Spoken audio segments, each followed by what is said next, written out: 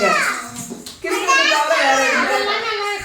தவிர செவத்துல கலர் கலரா அவங்களுக்கு வந்துட்டு பேப்பர் கொடுத்துட்டு கலர் கலரா கிரேயான்ஸ் கொடுத்துட்டு இதுல கலர்மா இன்னும் சூப்பரா இருக்குன்னு என்கரேஜ் பண்ணுங்க. நீங்க கிறுக்குறத வந்து என்கரேஜ் பண்ணுங்க. பேப்பர்ல கிறுக்குனா நல்லா இல்லை, இதுல கிறுக்குனா நல்லா இருக்கு.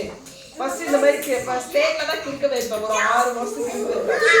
அவங்க நல்லா கிறுக்க ஆரம்பிச்சிட்டாங்கன்னா தைரியமா கிறுக்க ஆரம்பிச்சிட்டாங்கன்னாக்கா நான் ஸ்லேட்ல அப்படியே இவங்களோட சேர்ந்து எழுதும் போது அவங்க கூட உட்காந்துக்குவாங்க. நோட்ல எழுதுங்க எல்லாம் எழுதுலாம் வா அப்படின்னாக்கா எல்லாரும் உட்காந்துக்குவாங்க ஒட்டுக்கா. தனியா போய் விளையாட மாட்டாங்க. எல்லாத்துக்கும் ரெடியா அலர்ட் ஆயிடுவாங்க. ரன்னிங் ரேஸ் எல்லாரும் அலர்ட் ஆகுவாங்க. ஃபர்ஸ்ட் ஓடுவாங்க. அந்த மாதிரி எல்லாருமே அலர்ட் ஆயிடுவாங்க.